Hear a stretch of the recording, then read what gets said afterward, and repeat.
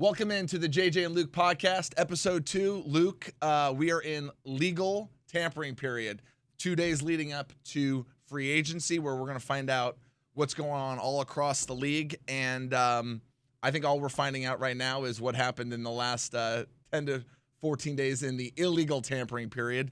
Teams are off and running. They've been talking with agents now for the last couple of hours, and Panthers making some early news. It has been reported Jalen Phillips, 4 years, $120 million. We'll see what happens in a couple of days on the official signings. But your initial thoughts on this exciting period of the tampering, and we're getting to get some reports from all around the league. Yeah, obviously the Jalen Phillips stuff is awesome. This time of year, I remember sitting back and always wondering, what additions are we going to have to the team this year? Selfishly, I always wanted defensive guys. I was driving up from my house to the stadium today, and you know who called me? Is Jake Delhomme. Jake Delhomme called me, and he told me the news that you just told everybody, and Jake said we're going to look good getting off the bus. So for me, it's super exciting. Obviously, a big piece to that Fangio defense last year in Philadelphia. And you look, we talked about it last show, fit. Where does he fit? And you look at our defense right now, and you have Nick Scorton, who had a phenomenal rookie year. You have Jalen Phillips now on the other side, Derek Brown in the middle, Tershawn Wharton kind of slides in and out, kind of we use him wherever we want him. And I think the thing that it really does to help us is it allows Princely, a guy that we see as a true pass rusher, another opportunity to sit back and learn and utilize on third down, and then the rest of that defense can really flourish. We're good on the outside with our two corners, Mike Jackson and J.C. Horn, and now hopefully bringing Jalen Phillips in here can give us a little bit of pass rush and alleviate some of that pressure in the back end. You talked about it. So Jalen Phillips, 26 years old. Again, this has all been reported. Nothing official until Wednesday at about noon. But he was drafted in Miami. Spent some time with the Vic Fangio system down there. Gets traded during the middle of the season last year for a third-round pick to the Philadelphia Eagles. Reunited with Vic Fangio, who of course is sort of the mentor to this whole defensive philosophy here with E.J. Evero. I'm curious, in a free agency world, right? So the coaching staff and the player have not been married together, but there's a lot of coaching relationships. There's a lot of scheme fit. How important is it in a free agency period where you're having to make quick decisions for a lot of money, that the fit, you've seen the player in the specific system, especially when he's going to a new stadium, a new team, and a new coaching staff? Well, it's huge, right? And you talk about it all the time with linebackers. You know, I think about a guy like Thomas Davis. Thomas Davis is an outside linebacker. What does that mean? An off-the-ball, run and chase, cover guys in the slot, blitz from the second level. If you line Thomas up on the outside as an outside linebacker, he's in a different spot, a different position. Not saying that he wouldn't have success, but he's designated to play in a particular spot, and that's an off-the-ball will. So Phillips, 12th in the league last year in pressures, 8th in the league in pass rush win rate, which is kind of the advanced metric. Take away the sacks, who the quarterback's playing. Yeah. Hey, am I beating my guy play in and play out? So 8th in that category. He only had 5 sacks, but again, on a defensive line the second half of the year in Philadelphia with a lot of really good pass rushers, he's still affecting the quarterback. And I think coming out of last year for the Panthers, that was one of the big areas that Dan Morgan, Brant Tillis, Dave Canales wanted to improve is, hey, how can we get more pressure on the quarterback? Back 7 played pretty well. You already mentioned the corners, Mike Jack and J.C. Horn. It obviously is always the back 7's best friend. If your front 4, maybe 5 bring 1 blitzer is affecting the quarterback. So it makes sense that the Panthers on the first day of free agency, again, it's been reported, Jalen Phillips signed to 4 years, $120 million. And we're going to get to this in a little bit, but it also makes sense given what the going rate is for pass rushers, right? We just saw Micah Parsons at 47 is the top of the market. Huge market there. Max Crosby got traded for 2 1s. He may end up getting a new deal. He's only making $30 million. So when you realize from a Panther standpoint, you don't have to trade picks, specifically premium picks like 1s or 2s, and you get a guy maybe slightly below the absolute going rate to complement the other pieces on your roster, I think it's a good move in order to bolster maybe an area, not necessarily of weakness, but an area that they've identified as needing improvement. Exactly, and I think that's the number one thing. I think we've done a really good job of finding those pieces the last couple of years in free agency. I think it started with the two guards, Damian Lewis and Robert Hunt. We knew we needed to get bigger inside to help Bryson that offensive line out. Last year, they bring in all the big guys on the defensive side of the ball. Trayvon Merritt comes in. Mike Jack comes in.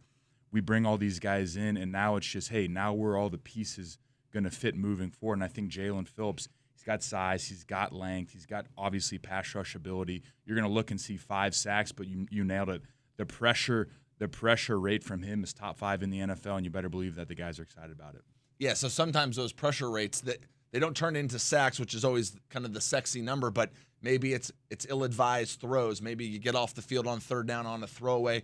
Again, pick 6, a late throw over the middle or to the flat, and all of a sudden the end doesn't get the pass rush, doesn't get the sack, but maybe it's 6 going the other way for the Panthers. So, again, it's been reported Jalen Phillips, 4 years, $120 million, early free agency. We're now just kind of starting in the legal tampering period. That'll go on for another 47 hours or so leading up until free agency actually beginning. And, of course, most of these deals will already be done. All right, you're listening to the JJ and Luke podcast. That is the Hall of Famer, JJ Luke Kuechly.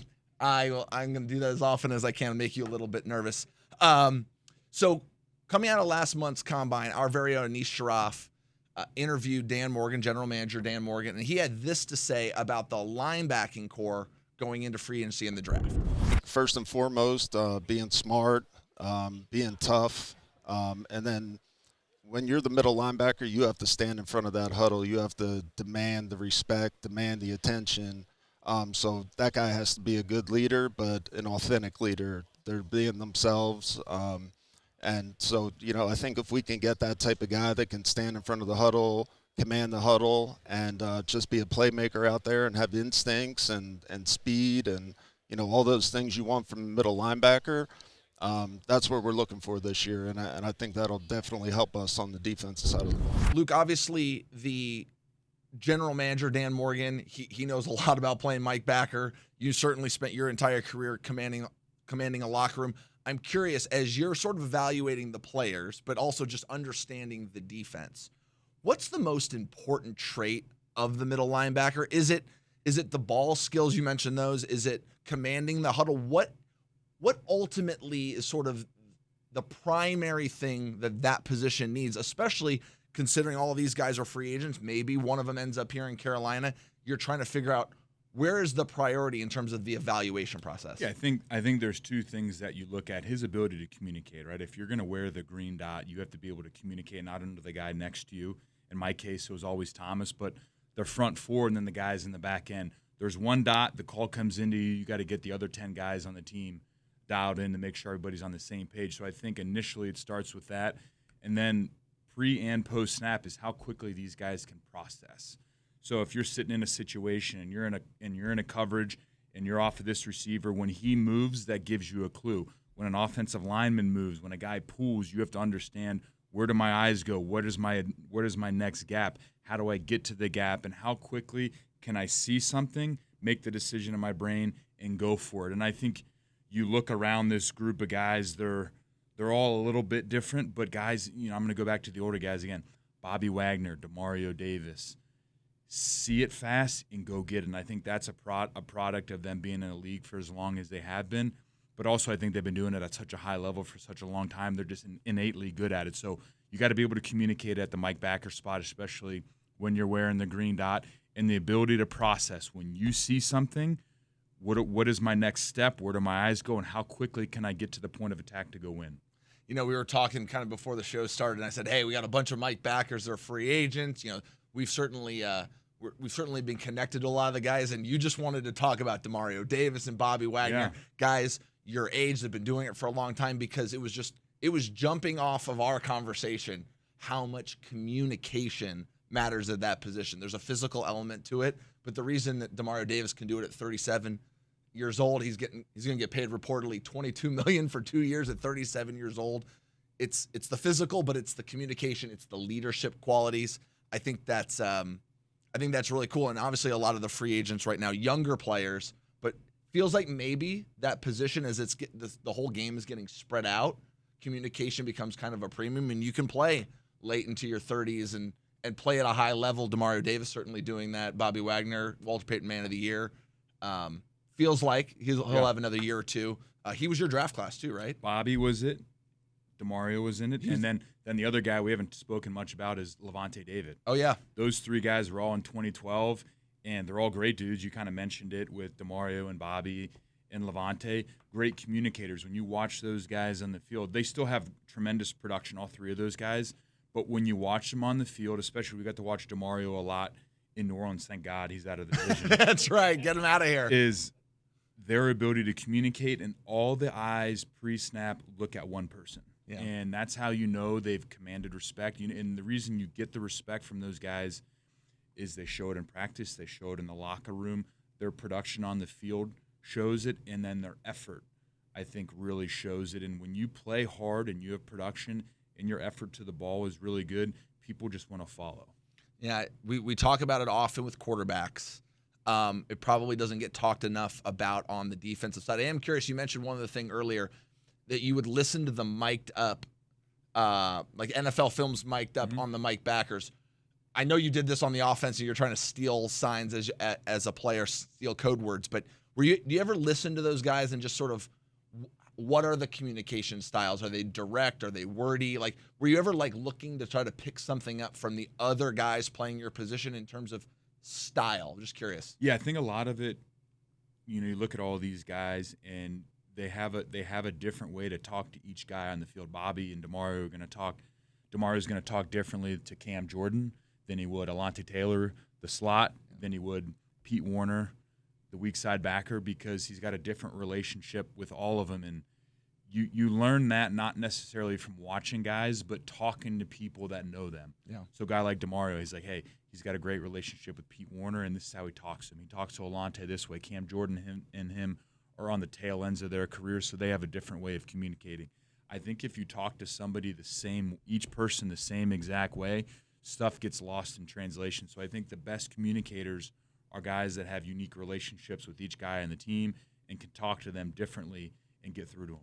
It's so interesting. I think it'll certainly be an interesting next 48 hours into free agency.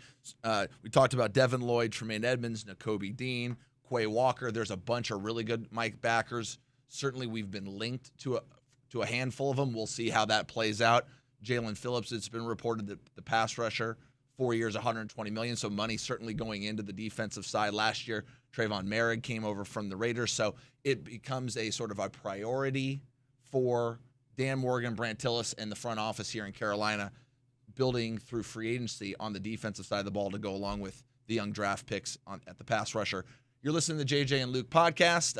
Hall of Famer Luke Kuechly. I'm JJ Jansen. Luke, I want to kind of look around the league a little bit. So the week leading up to free agency has become my favorite week of the NFL season. Trade deadline's always fun. The draft's always fun. But I'm officially calling the week leading up to it trade season, right? Yes. We saw a ton of trades around the NFL with really big names. The biggest one certainly over the weekend, Max Crosby goes from the Vegas Raiders to the Baltimore Ravens for 2 first-round picks, including 14 overall in April's draft. We'll get into a couple others, but just initial thoughts about starting to see these true number one type guys like a Max Crosby getting traded in the prime of their career as opposed to going to free agency. We saw it with Micah Parsons last year. I think what it says is the Baltimore Ravens are ready to go right now. They've got Lamar Jackson signed. They've got some cap situation I know you could go into, but this says they're ready to win right now. I think it kind of completes what they're going to do on the defensive side of the ball. And then you look at the Raiders, obviously new GM, obviously looking like they're going to sign or pick Francisco Mendoza out of Indiana. They just signed Linderbaum, the center, to a huge deal, which says, hey, we're trying to protect our quarterback. So to me, it looks like if you're the Raiders, how can we protect this rookie quarterback? How can we give him every opportunity to have success?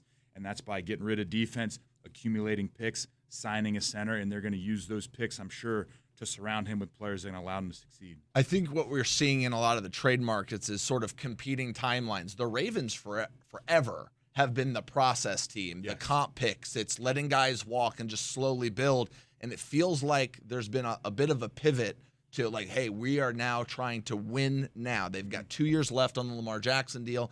He's got 2 years. I think it's about $103 million. He's got a massive cap hit, so there'll likely be some sort of restructure, maybe a new deal. They trade for Crosby. It just feels like it's a new day. They do lose their center, Tyler Linderbaum. He's reported to being signing with the Raiders for 3 years, $81 million. That's $27 million for a center. That has some ripple effects here in Carolina. Cade Mays, our starting center this past year, he'll be a free agent come Wednesday. So we'll be curious to see if that has any sort of a ripple effect. The Raiders are clearly all in on Mendoza, the offense. They'll have 2 picks this draft. So it does feel like there's these matches of win now versus win in the future. That was one example. The one that kind of got everything started earlier in the week, Trent McDuffie. He's traded from the Kansas City Chiefs to the Los Angeles Rams. Maybe the Rams are going back to, what do we call it? Forget these picks. Well, I think, JJ, too, it's interesting to talk about is they trade for McDuffie. They got to give him a deal right now versus Max Crosby. He's under contract. So 2 kind of different ways of trading. I know you have great perspective on that. Yeah, so it's very interesting right now because I think these teams are in sort of a unique environment. So McDuffie, he's going into the last year of his rookie deal. It was a 5th-year option for $13 million. He gets traded to the Rams, who immediately make him the highest-paid corner in the NFL. Again, huge advantage for Carolina. Get J.C. Horn done early as these guys begin to sort of leapfrog him. Patrick Surtain, now McDuffie. There may be one other that I'm forgetting. Stingley's in that group as well. So it looks like McDuffie's going to get $31 million top of the market, right? But they also get that 5th-year option, so it lightens the burden a little bit. What I think is so interesting is forever teams traded for veterans and said, hey, we've got them on a reduced contract. So even though we're giving up the draft capital, we're getting a player that's on a reduced deal. What I do think we're beginning to see, and it will still remains to be seen if Max Crosby kind of fits this bill, but certainly McDuffie, a number 1 overall or a first-rounder overall, 3rd-round pick, 5th and 6th-round picks go to Kansas City. They get to rebuild through the draft. But the Rams immediately make McDuffie their highest-paid defensive player. Why do they have to do that? Well, they're doing it not only to lower the cap number, but they're also saying, hey, we've already identified you as someone worthy of paying it.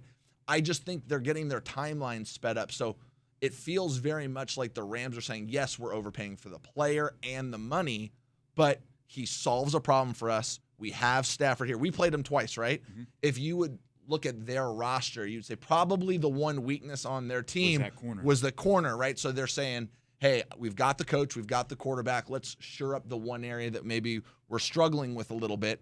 And if you're Kansas City, you get 4 picks to sort of reset your team in the prime of Mahomes' career.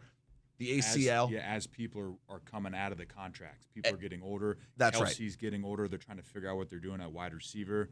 This will give them the opportunity to kind of sit back, relax, and go get what they need. So I think what you're seeing right now in free agency is all these kind of competing timelines. DJ Moore, our former teammate here in Carolina, he goes to the Bills. That feels like in Buffalo, the timeline is a little bit more now, even though Josh Allen's in the prime of his career.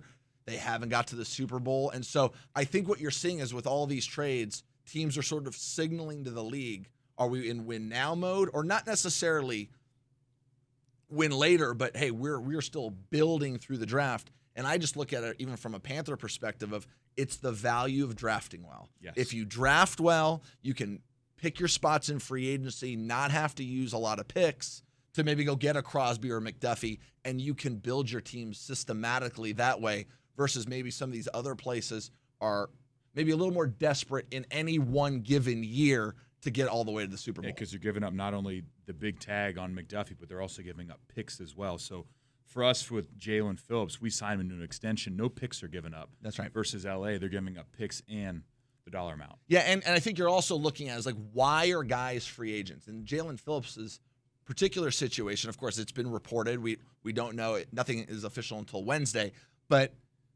they've got a lot of really good players on the defense. They can't pay everybody. And so it's always a little bit nicer when you're able to acquire somebody from a team like Philadelphia or Kansas City or the Rams, where you know there's a lot of good players that they just can't sign everyone. They're not letting that guy walk because they don't like him. It's we've just got other guys we've got to handle. That is an important element when you're looking at free agency at large. Well, the other thing, too, is, Howie Roseman does a great job with this. They traded a what to get him. They traded a 3. And when he leaves, they potentially get a. They're probably going to be at least a 4th-round comp pick, maybe even a 3rd going forward. So it's kind of a wash in a sense. So they get a great player for a year. Yep. And then when he walks in free agency, knowing they're not going to re-sign him, that pick very likely could come right back to him. Absolutely. So that's a phase of their team building that they are currently in, which is this comp pick formula that we'll get into a little bit later in the year. But that's not something that Carolina's in quite yet, but it's something that you're building towards. And the way you start by doing that is drafting well and having some of these guys leave in free agency. Certainly this year, a few of the guys that may end up leaving in free agency, we talked about it last time. Rico Dowdle, Cade Mays is certainly available. DJ Wanham is out there. So if these guys don't come back, it begins the process of sort of the team reloading and rebuilding through free agency and the comp picks. Feels like maybe Carolina's 1 year away from that, but that's what you're sort of building towards in terms of building up the roster. Last thing I want to talk to you about, Luke, I can't remember in the history of the NFL that there's been this many quarterbacks in particular getting paid to not play for their current teams. Veteran guys, right? So just to go through it real fast, Kyler Murray, it's reported, will be released at the start of the league year. He's owed a ton of money in Arizona. I believe it's $38 million. So he'll be a free agent. Looks like maybe Minnesota is on the short list there for places to go. Earlier today, Tua Tagovailoa, he was told that he would be given his release from Miami. It's already been reported that he might end up in NFC South Division rival. It's going to be Leftyville down in Atlanta, right there with Michael Penix coming back from an injury. Kirk Cousins certainly fits that category. He's due $10 million. He'll be a free agent. Sounds like at the beginning of the year. Just sort of curious, like we've had a ton of free agents now around the league, quarterbacks that are under contract or have guaranteed money, but now are picking their team not because of money but because of fit. And how does that affect on a 1 year basis sort of the axis of powers in terms of quarterbacks in the NFL? Because we got a lot of guys who were starters last year who are good football players, but teams have released them, and now they'll be making $1 million wherever they go because of the offsets, and now they get to pick the team that they want to play for. Exactly. I think they pick the team that they want to play for, and the money's has nothing to do with it because the way the offset works is they're going to get paid regardless. So if you're one of those three guys, you're Kirk Cousins, you're Tua, you're Kyler Murray, you're going to pick the best situation that allows you in Tua and Kyler's scenario, not as much Kirk Cousins, but to kind of revive your career and put yourself in a really good position. So can you learn something? And I'm not saying that Sam is similar to this, but look at Sam Darnold. He went and learned in San Francisco. He went and learned, obviously he was in San Francisco, and then he was in Minnesota, and then he had won the Super Bowl with Seattle Seahawks. So these guys have a really good opportunity to not lose any of the compensation, but have an opportunity to really learn, get their feet settled, learn something new, and then next year when the cycle starts again, get back into free agency. I think it's so tough for teams. We saw this when Sam was traded here. He came from the Jets. There's top picks all around the league. Quarterbacks are always getting pushed to the top of the draft. I think it's so interesting because these guys have always been the dude. And they're actually kind of getting graded in their first city based on not only their on-field production, but their leadership. And are you the CEO? And are you great at the press conference? And you do all these things. And then if they do get released, like in the case of Kyler Murray or Tua, now all of a sudden they're just getting evaluated as a football player again. And they get the added benefit of whatever team they go to, they are not adding to sort of the cap of the team. So for the first time since maybe they were rookies, they're walking into a team where they're not taking up 15, 18, 20% of the cap. They're among the lowest paid players on their team, at least by their own squad. And so you're surrounding them with a lot of guys. And I think that was an advantage that Seattle had last year. Certainly $1 million is not what Sam got. He was making about $30 million. But when the top quarterbacks are getting paid $55, $60 million, the ability to surround a very good quarterback with great players because the cap on the quarterback is not as prohibitive as maybe Josh Allen or Lamar Jackson. We talked about $74 million cap hit. I do think some of these guys who are sort of the league is sort of out on, you get right back in on them because you got a lot of good players now to surround otherwise very talented quarterbacks. Well, absolutely. Sometimes it's a situation. Sometimes it's a coaching change. Sometimes it's injuries. But like you said, if you can go somewhere and we can spend money around you. We can spend money on the offensive line, at wide receiver, maybe at tight end, on the defense, because we're paying you $1 million. That cap number isn't big. It's not like Dak or Josh Allen or Lamar Jackson where they got to take a huge portion of that cap on the quarterback and all the weight gets put on them. We're going to pay you a ton of money, but you're going to have to carry the burden of this team with Kyler and Tua. Now they can just go sit back and go play quarterback and just get evaluated strictly based on their ability on the field. You've been listening to JJ and Luke podcast. Hall of Famer Luke Jansen. Luke Jansen. That's I like my that. kid. That's Luke JJ's. Jansen, that's my kid. That's your son, Luke, JJ. I hope he's a Hall of Famer in probably a different sport. Luke Kuechly, I'm JJ Jansen. That's not the last time I'm ever going to do that. So in our house, he's the man in the jacket. That's story. A long story. For another day. But my son, Luke Jansen, he'll get a big kick out of this.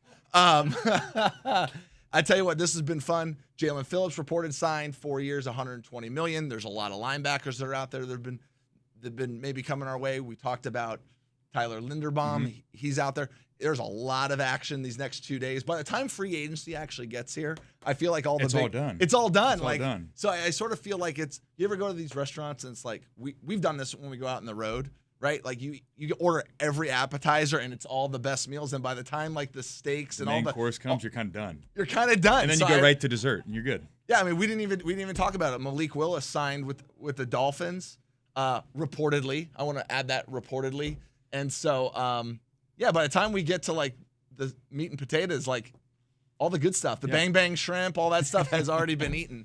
So, dude, this was fun. This was great. We did it again. Awesome. We made it. Appreciate it, guys. Keep pounding.